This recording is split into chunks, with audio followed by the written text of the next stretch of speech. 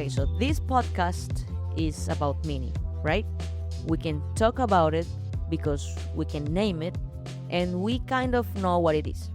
It is a concept, but we take for granted our wonderful capability to name stuff, to create concepts. And the reason we do that is because concepts are always changing and they are all subjectives, and that is super uncomfortable. Now, the thing is that meaning is a concept too. And somehow that's what we are talking about today with Alice Mazzilli. She is an Italian writer and professional calligrapher whose craft goes from hand lettering for clients, writing on walls, style writing, not graffiti, and painting on canvas, treating writing as an art form beyond readability. She also writes and speaks academically about writing, focusing on how meaning shifts across people, cultures, and contexts. Welcome to Echoes of Meaning.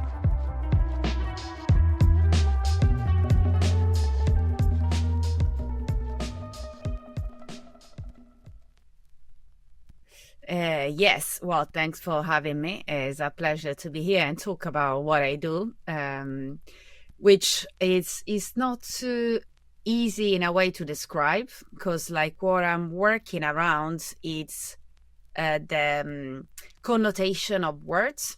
So, for example, what I would say, it's my name is Alice Mazzilli, and I am. That's the problem, because I would define myself as a writer, right? Because I write. I write as a job, so as a calligrapher. So using the form, I write on walls, which it's defined by society as graffiti, but not by the culture, the original culture. So I will maybe get back to it later why it shouldn't be called graffiti, but for now let's leave it this way. And I also write academically about writing. So and I paint canvases also, so it's like an art form. So all of these, it's under writing, because I use words for what I'm doing that don't always entail meaning. I mean, everything entails meaning, but not as the traditional way of writing that you have to read to understand the meaning. Like, it can be conveyed in different ways. So that's the long introduction of what I do. I am Italian, but I lived in London for a really long time, for 20 years, and I'm still working over there as a calligrapher, as a professional calligrapher. And now came back to Italy because I felt like I needed to get back to my roots and reconnect with that side of myself. Plus, obviously, the weather, the foods, the wine, is all like really good ingredients. Yeah, definitely. Everything nicer, but yeah. Yeah, definitely, like feeling the sun and being able to enjoy the sun is a huge experience, no? And it changes you, like it changes your humor, it changes your mood in a general way, right? Yeah, I totally agree. It's a totally different experience, and that's why you have different food, and that is why you have wine, and that's why you have these beautiful shores. And I'm yeah. glad you go to be back and experience that different approach to everything, and that's part of meaning, definitely. Like, now the meaning behind everything you do is different because you're in a different place that represents different things for you, right? Yeah, also it's a place I ran away from, so because I just wanted to go as far as possible, because I left when I was 18, and I kind of like wanted to go just away, a new culture, different language, sea in between. So within Europe was the farthest I could go. And yeah, so it was a challenge for me also to come back and face those demons in a way of myself, because I was run away from part of myself also. Yeah. You said something about getting the meaning from reading. You can get that meaning in different forms. What did you mean by that? So we can start understanding the thing Yeah. that you do. Yeah, I with my experience in writing and life, because like now I find very difficult to differentiate what I do from my way of living. I cannot be something that's different from what I do. So all my research goes in to inform my way of life, which is about relational. So as meaning is not something set, is something that is in constant movement. Um, it evolves, it changes, it transforms. For every person, it's different. Like if I say the word, for example, home, it will be different for each one of us. So it's not something that we can consider as absolute and universal, which is something that's been done with writing, like for example, writing history, laws, very much especially the Western culture and the Western society is very much based on these fixed meanings that, okay, this is the law and that's just the way it is. And I think this is a very colonialist way of seeing reality. And nowadays we have to face this situation, because nothing cannot be political right now. Even not caring about a subject, it's political, because you make that decision. So I am applying this also to writing, because the way I'm living, that every decision I make, it influences my work as an artist. And I think it's really important to look at writing from this point of view, that it's especially working with the Western alphabet. So it's a writing system that is alphabetical. It's very limiting, because you have a vision of writing which is based on the sound that corresponds to a symbol. But that's the only writing system in the world that works like that. All Egyptian hieroglyphs, or the Mesoamerican Aztec, Maya, even the Chinese work in a different way.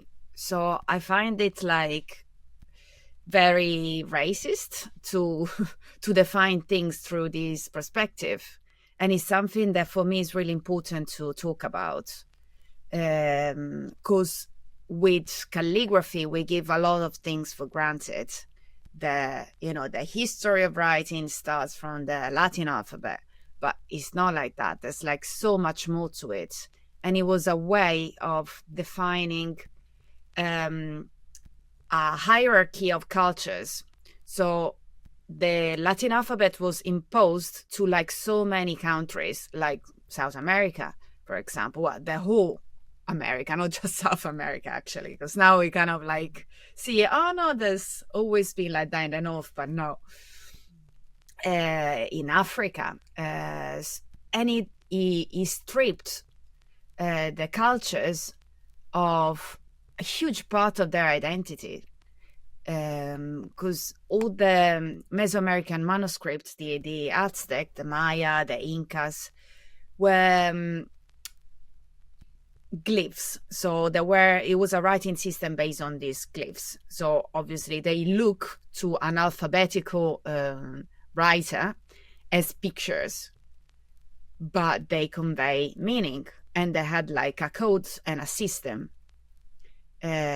But they were discarded as illustrations. Like that's not a writing system.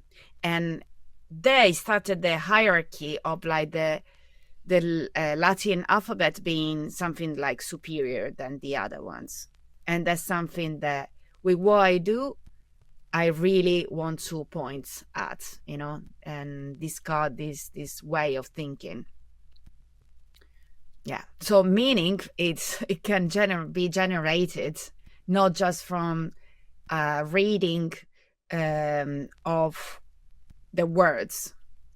It can be generated in many different ways and adapted to what you want to do and you want to say. So the way I'm using like the Latin alphabet, because it's like what I learned, but what I'm trying to do is like not to write in a series of in a hierarchical way, basically.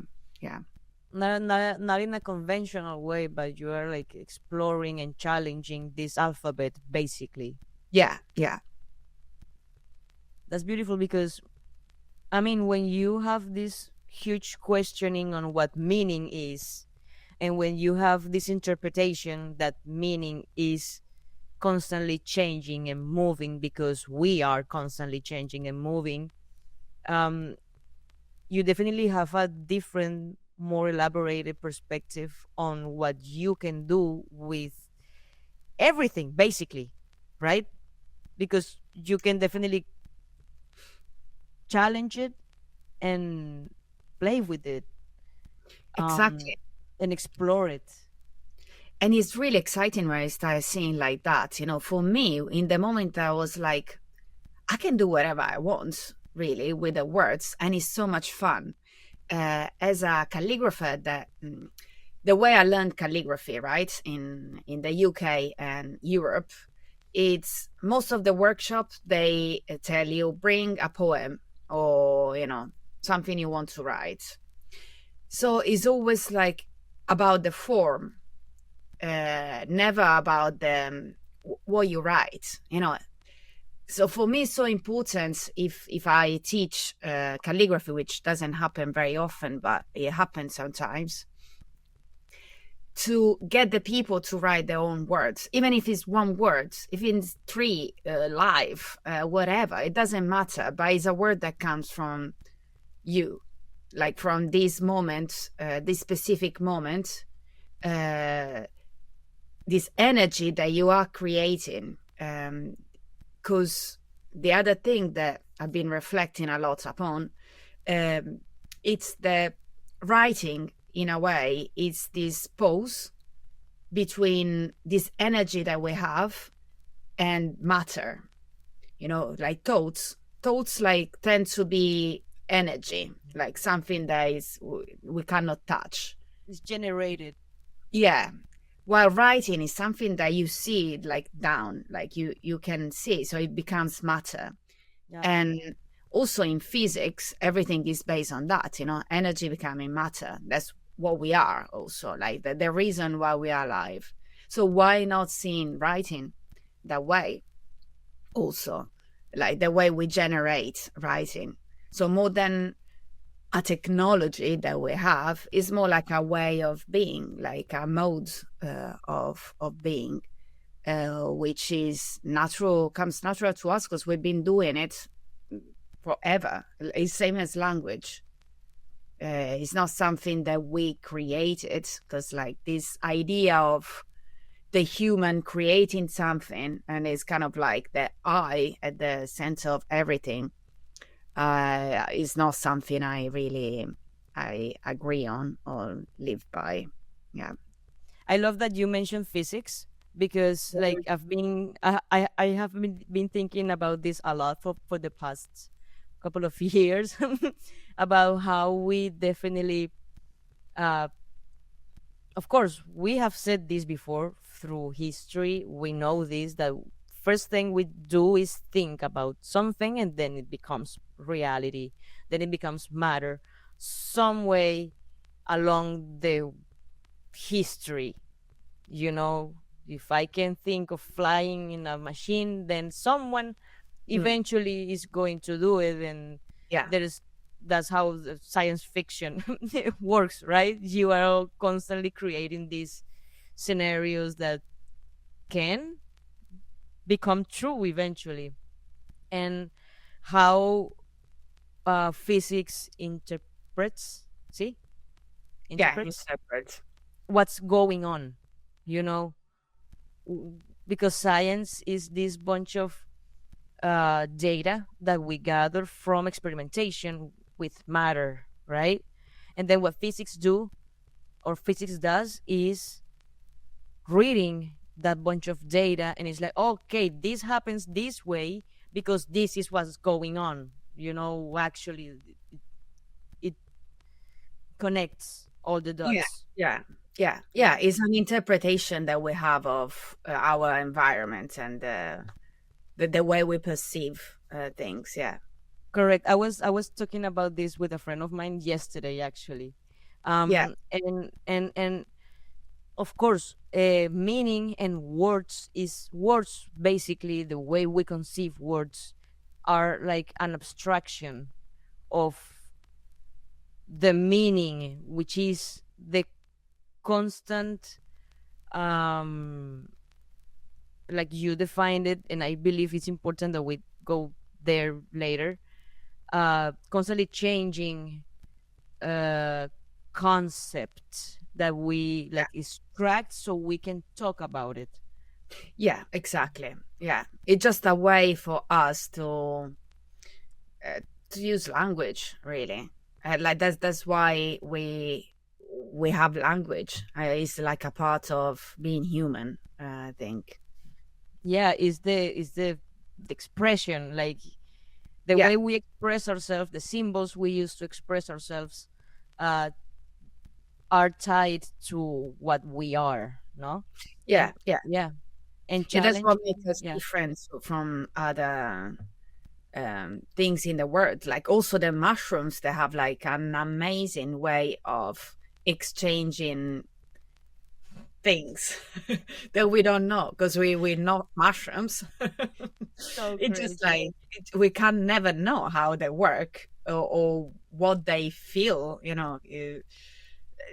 It's just like very patronizing of us, like being like, oh, they communicate this way. There's a way of like, no, we don't know. Like even like plants and trees and everything, stars, like we don't know because we know them as they don't know how we work. We don't know how they work. And that's something we have to accept. Definitely, and it's all about like the perception of reality. Like to us, Mhm. reality is this way, but to Yeah, other organisms, it's a way we cannot even imagine. And I agree, it's very patronizing to know. Of course, a cat, they don't see in colors because they have this kind of brain, and you have no idea how a cat perceives reality because they have these hairs and they can see. We don't know how they interact yeah. with How they reality. feel also, and yeah, it just, yeah, something that it's really, I think, important to keep into account, like in everything we do. Like I was reading something recently that about how the brain creates paths with languages that we learn.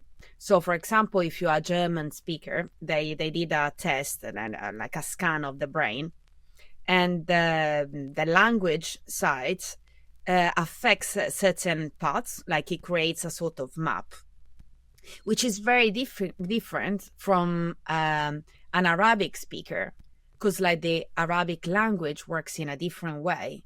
So you create a different map in your brain. So going back to what I was saying before, this way of imposing one culture over another and like diminishing the other just because of your structure, I think is something that is a huge problem right now. I think it's what like causing most of the problems right now, but it's not really talked about. Yeah, Yeah, that is the thing with diversity, right? Like acknowledging yeah, actually like the infinite ways, and we cannot understand how different they can be, from one human being to another, starting from the intimacy of people. Like we don't know, right? Um, what do you think? Why do you think that we have adopted in Western this way to write, like writing with the Latin alphabet? Why do you think that um, writing representation of the human experience is what we have today, the way we have it? I am not asking about colonization or who Yeah, yeah. historically, yeah. No, it's something I ask myself also, so I can give you what I think. And what I researched. So it all happened with Phoenicians, because like phonetic alphabet comes from the Phoenicians, that there were merchants going all over the Mediterranean. So they encountered the Egyptian culture and they saw them using a certain writing system. And from there, they extrapolated from the demotic, there is a cursive form of the hieroglyphs, uh, this use of symbols, and they developed something that is very practical. And this practical form was like translating sounds, which already the Egyptian had. Like Egyptian writing was half. It had something of being phonetic, but it was mainly glyphs and syllabic, while they took a sound as one symbol, and then was taken also by all the Greeks, and those systems. There were like different ones that I won't go too much. I could talk for hours about this, about all the history, but I'm gonna go straight to my point. Okay. The Greeks, so the Greeks saw dialectics, so spoken word, as something superior to writing. So while in Egyptian culture, for example, the scribe and writing was something that was like a manifestation of energy, a way of connecting the sky and earth, like, the divine and humanity. So it had like this magic around, in a way, manifestating like different visions. So just certain people could do it. Like it was actually an honor to do it. While from the Greek, writing was done. Well, the slaves had to do it basically, because the main thing was like the ideas, the dialectics, so all the philosophy, the Greek philosophy is based on ideas, and that's the basic of everything. And writing became just something that you're gonna take notes of my ideas. So spoken words is superior to written words. And from there, the Latin alphabet developed. So the Romans also took this idea of writing, and calligraphy also developed, because it's something that just about the form, not really about, because it's someone else, doing the thinking. Whoever's writing is just doing a service kind of thing. Yeah, and that's what I do also as a calligrapher, is a service in the end for clients. So it comes from that. Okay. Do you think that I mean, and this is what I'm getting, the practicality of this system is what makes it so relevant today? Yeah, And yeah, yeah. yeah. It's just very practical. Yeah, because it's a sound. Even like for the technology and coding and all of that is just very practical.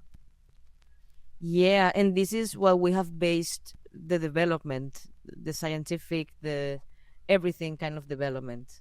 Um, Tell me a little bit about meaning also always changing. And maybe because we have spoken about your definition of meaning, which I believe is essential.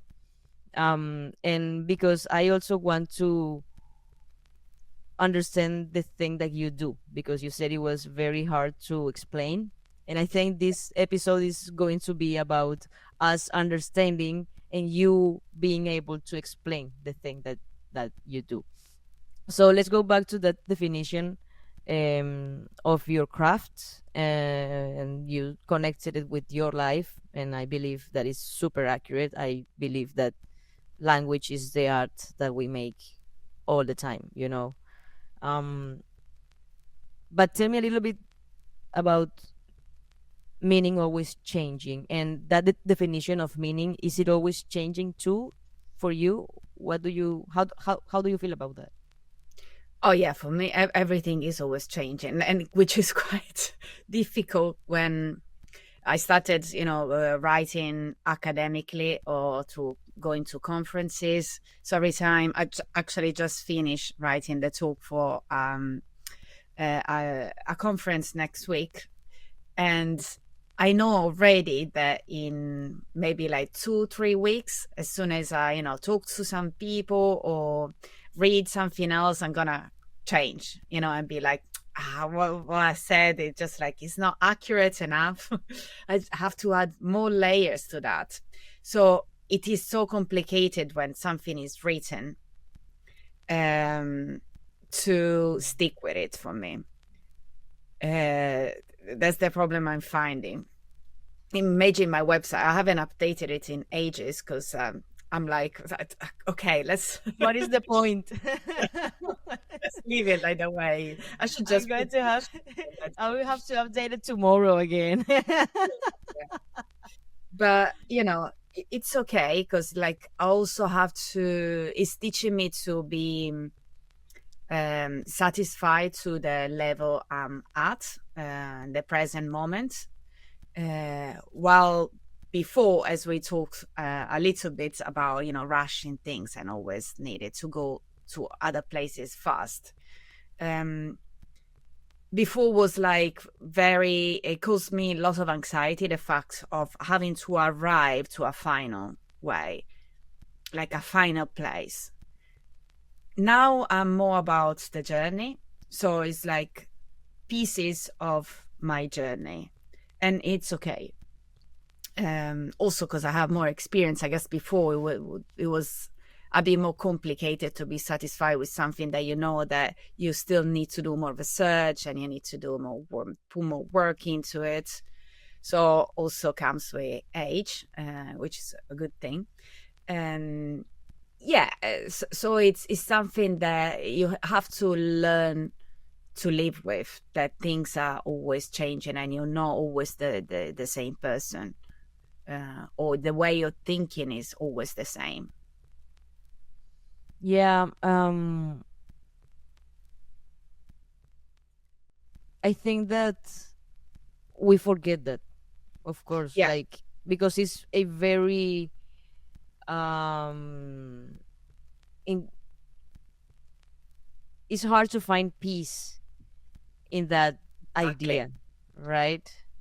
And that's why we decide not to believe it that way, and everything is the way it is, because also, like, uh living among this bunch of other humans is very hard to live in the idea that everything is changing and we don't actually know anything, because we need to organize somehow, Yeah, right? yeah, yeah. No, but that's why writing system works, because we need to organize.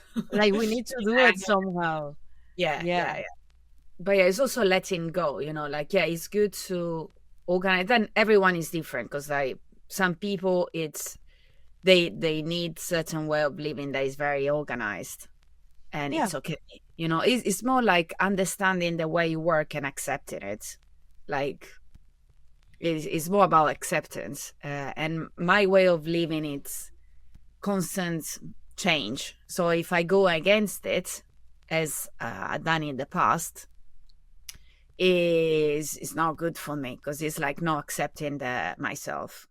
So it's important to giving myself some boundaries, because like also being completely out of control, I can go crazy maybe. uh, but also it's good to accept the fact that I will never be with a stable point of view. Mm. You said that being is becoming. Yeah. Can Yeah, it's you not talk about really that and yeah. your relationship with writing?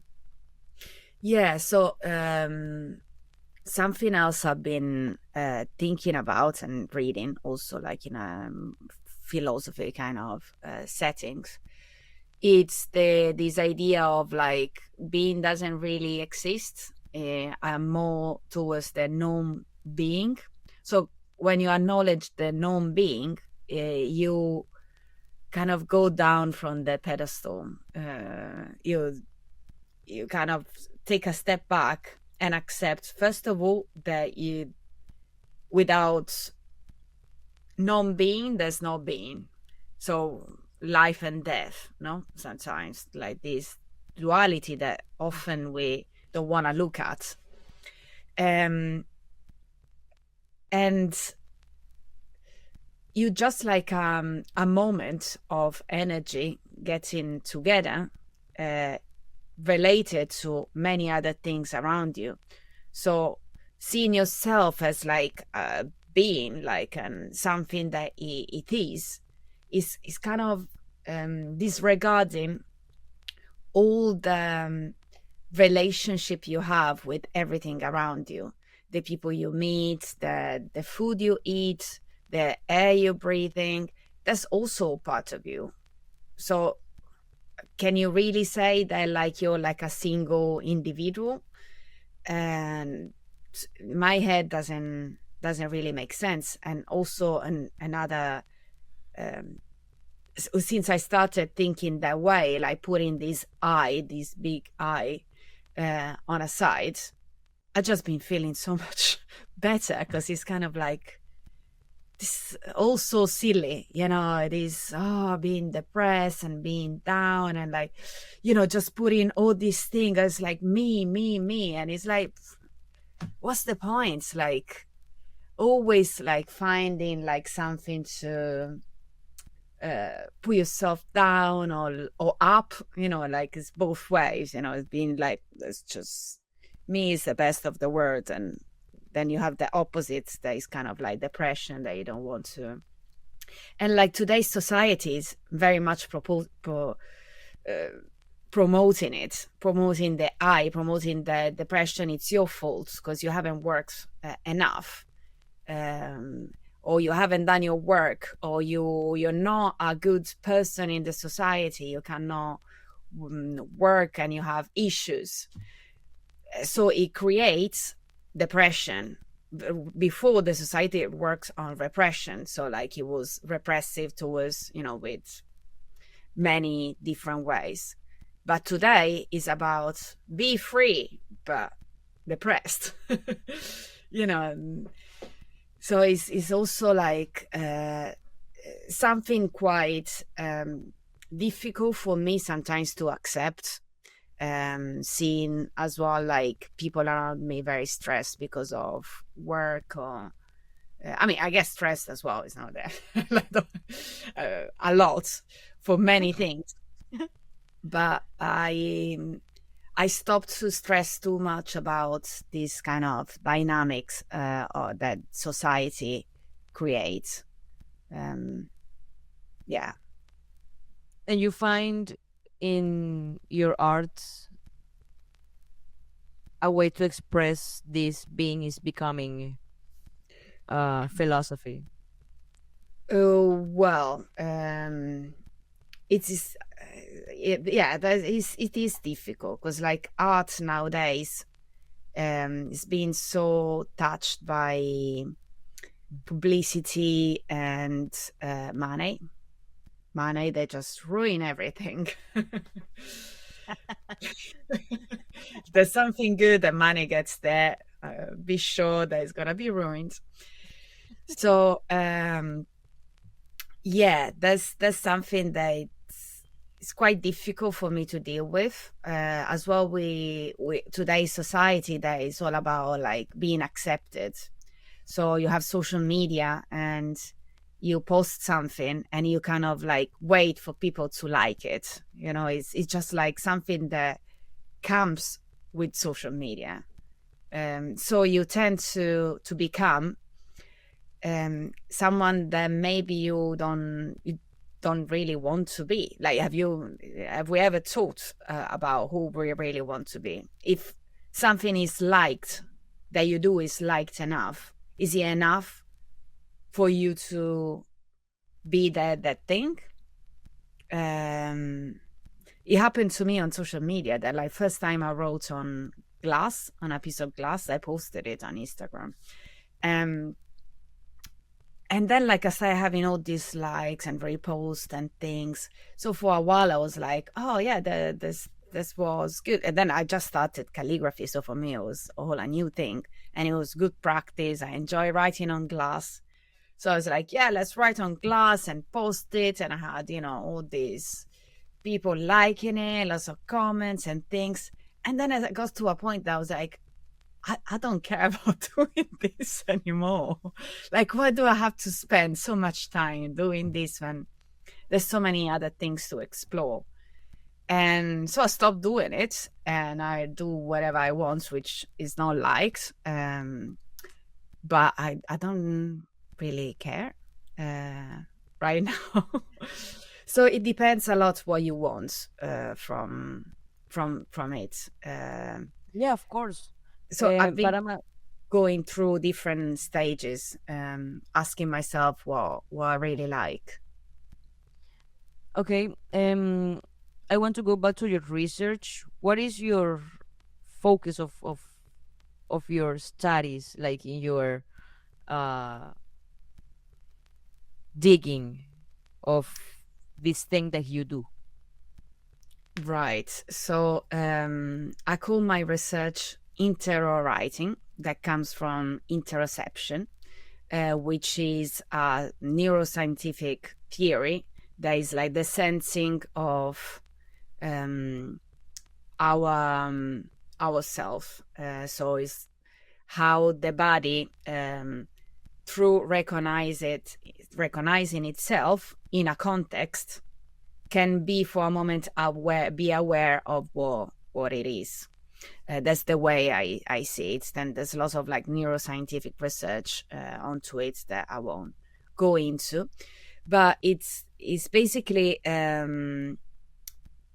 looking at writing. That's why I had to find a different word for it. That is writing, because writing is too generic, as I said.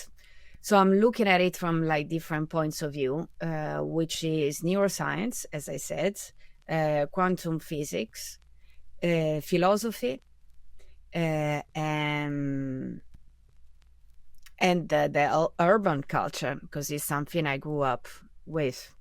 So the whole hip hop culture mainly. So it's and the practice, really, like the experience, and music. Music is a big part of rhythm and what I do, and so that's kind of like what I read about and my kind of research fields onto writing. Oh, and obviously the history of writing systems as well. That's quite important. Okay, and do you specialize in any in some writing system? Well, the Latin alphabet, unfortunately.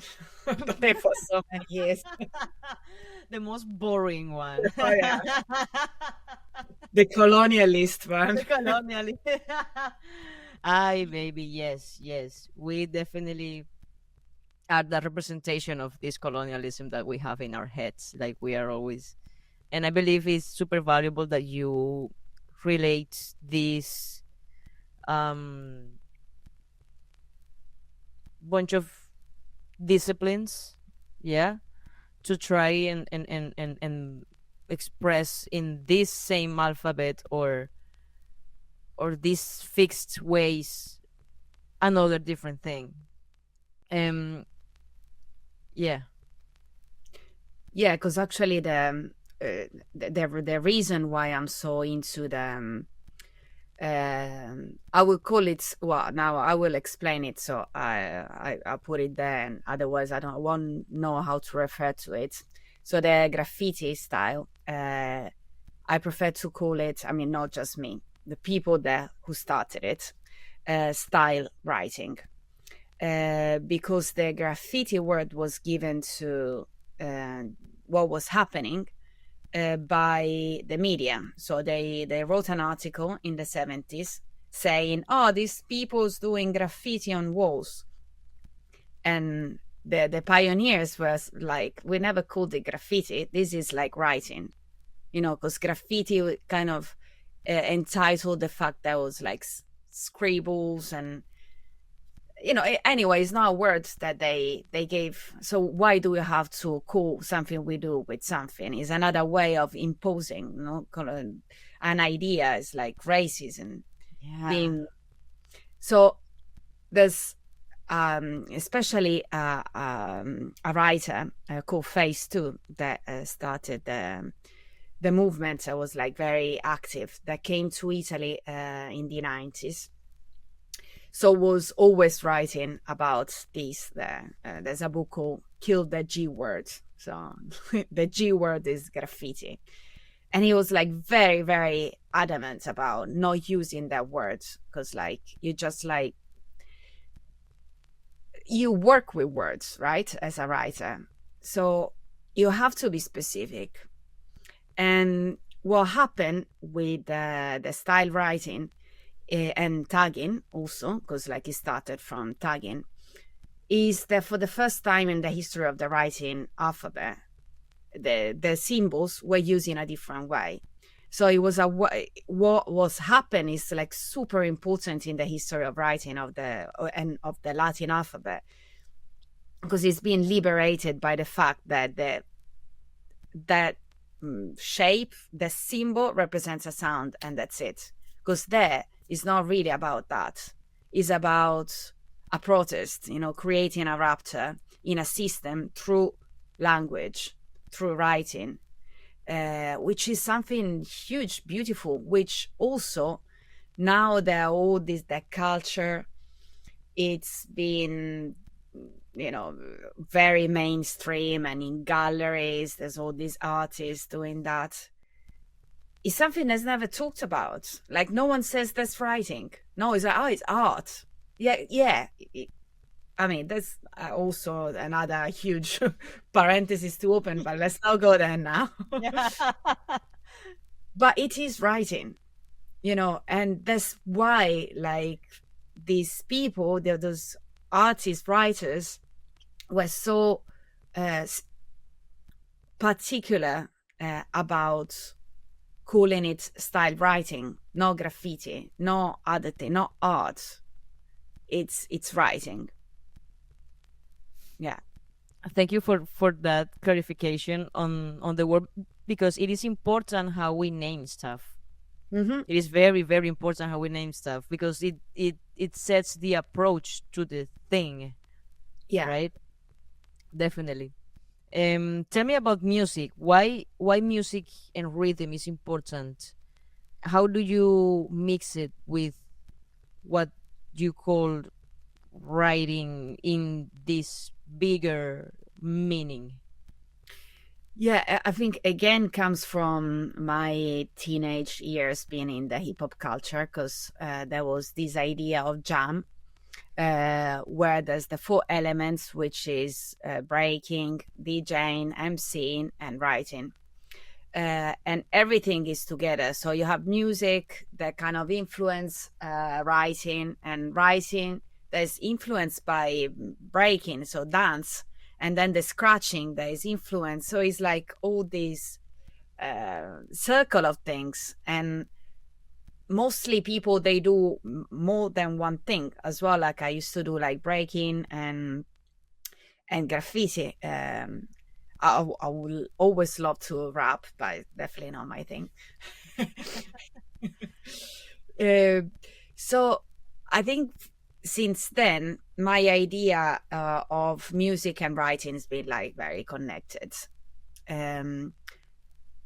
But I kind of left it for a bit, because I started working with typography, how society that you have to have proper work, proper jobs.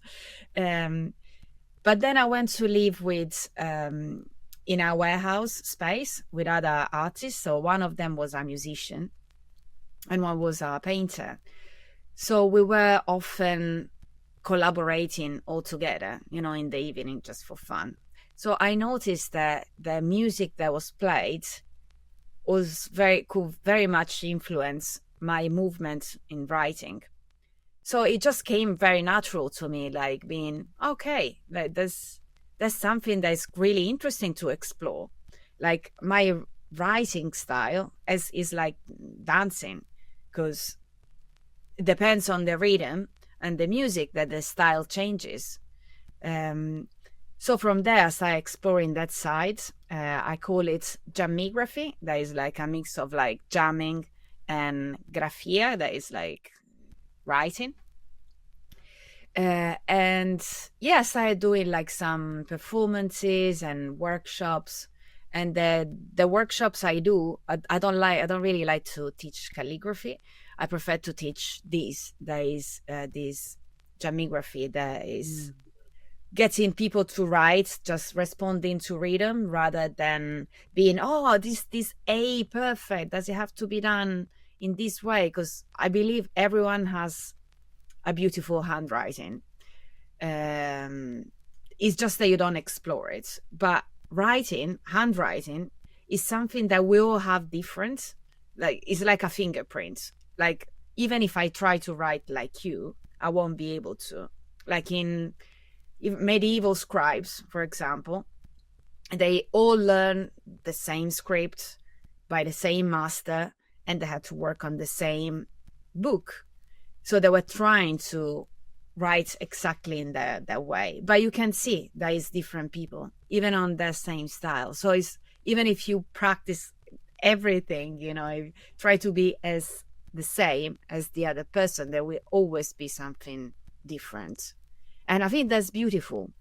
So I like to get people to explore that, because the way they teach writing in school is very much about just copy the alphabet, that's it.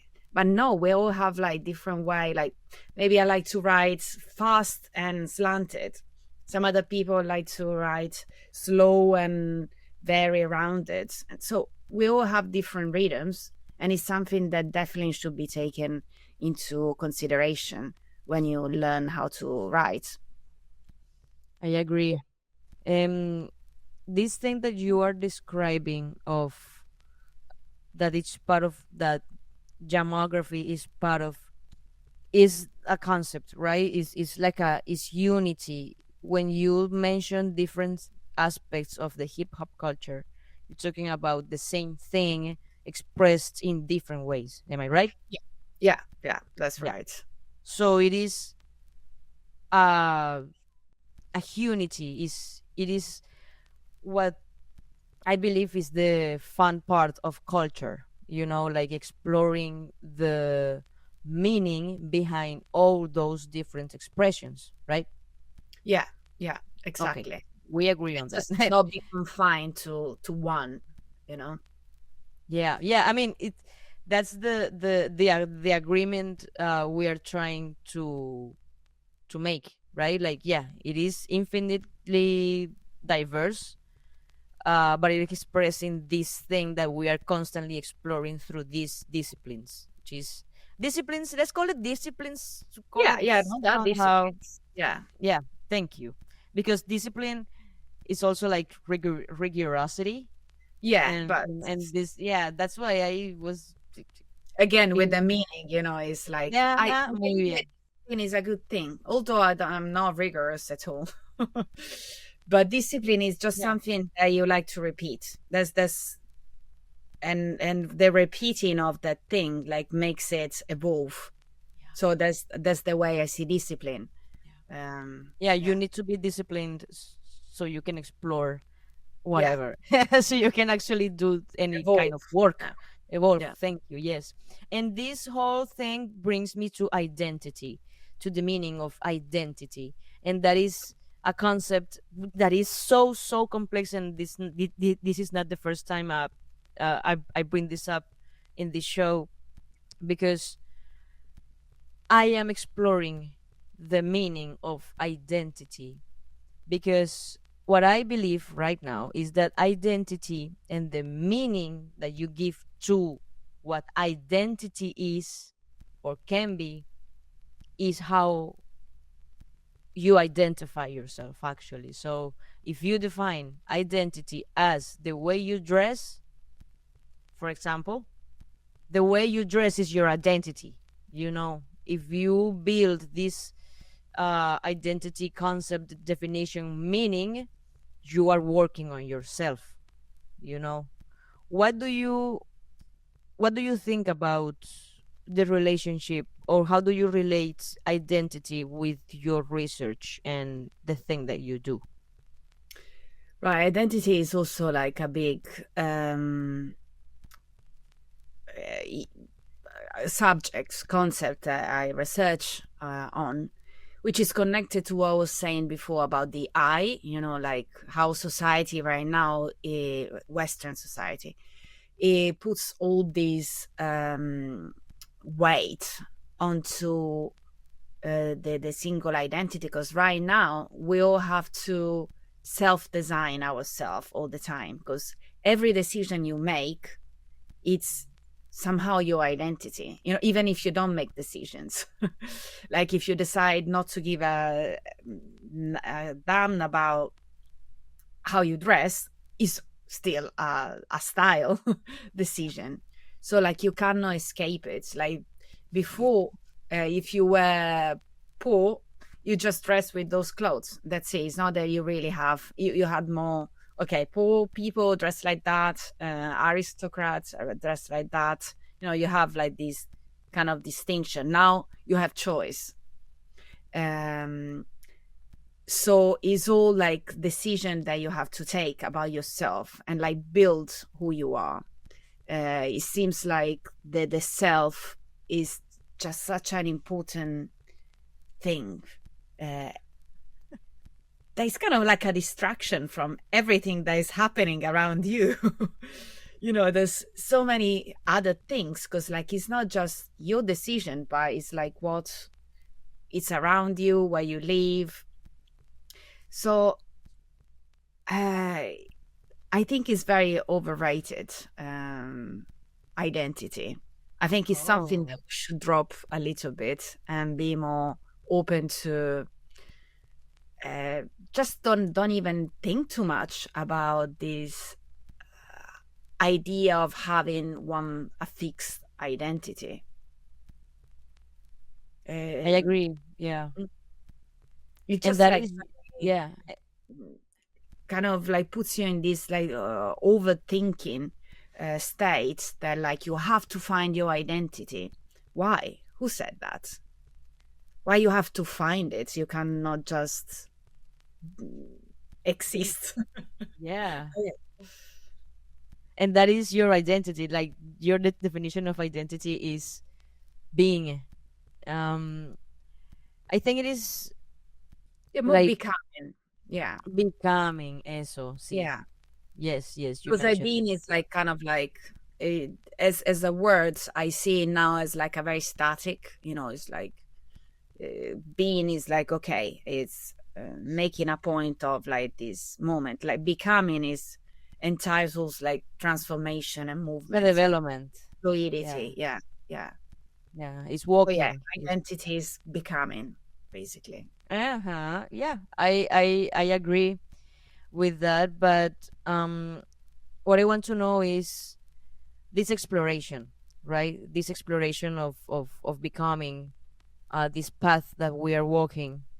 Um, how is your research and your craft related to that? Because yeah, I mean, we have spoken about yeah, the becoming, the everything is changing, the history of the self is what makes the self, because it's constantly moving. But I want to understand, i I want the the goal of this conversation uh to, yeah, give a little form of this thing that you are trying to explain, which is Mhm. the thing that you do. I want to be able to get there a little bit with this Yeah. our conversation. Um, with everything that we have spoken, do you believe there is a way for you to explain that with the concepts that we have clarified before? Yeah. So as I was saying before, like for me, I just cannot stay without writing. Um, so for even now, for me, it's very difficult. I have a pen in front of me, and it's like, so it's like something I need to do all the time, like write letters somehow, because it's just the way I learn. It's the writing system I learn. So that's where I go automatically. So my because I have few different sides of how all these idea expands. My professional work is calligraphy, so I have to write place cards or things on envelopes or certificates or logo design, all things then that I've written by hand that clients might want. So there's a side of things. Then there's the art side that it's informed by my practice as a calligrapher, because like the work as a calligrapher give me the chance of practicing so much the letter forms that they become natural. I don't even have to think, okay, this E is done this way in this style. I just do it because I've done it for so many years, for 8 hours a day. So that really gave me the chance of learning a craft and a skill and be able to be natural at it. I think that's the whole point of craft, that it becomes natural to do it. It's not like that you have to think so much. So applying these to different media, like the walls, for example, you have to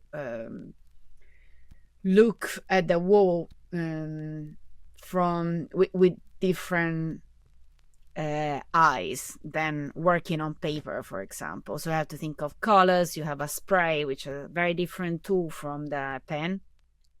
So when I started working again with walls, because it's something I'd done in my teenage years, then I stopped, and now I'm doing it again. The scale, the how you move the finger with the spray, it's a lot. It's very physical work.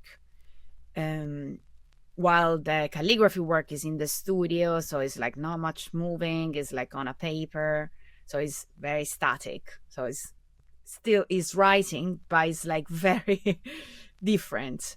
And I find it very interesting to try to translate what I learn in calligraphy to the wall. It's still an exploration, because it's having fun, really, because what I do on wall, it's more personal. It's not like something that it's commission work. And also try to paint on canvas. So every medium, it has like a very different impact of writing, because like on canvas is something that you can layer things, so you can create texture. It's more 3D. It's more like a sculpture, I see it. So there, like even like what I learn in my craft as a calligrapher, I can express it in a different way. So it's all, finding different ways of taking this writing system I learn to different mediums, and mixing it up and having fun with it, because like in the end, that's the whole point. Just exploring different ways of mixing those things together, and try to find my own language, really. Would you like to say something before you go? Well, thank you, first of all, because it's really important to be able like to talk to to people, about these things, and having like exchanging opinions. That's the main thing. Because another thing with research is that you tend to have monologues. So like just like focus on this thing and write it down and then it's done. But for me, I think another issue that I have that is I'm always changing my mind, because I like to talk to people and like hear different perspectives. And this is so important because most of the time I'm like, I didn't know about that.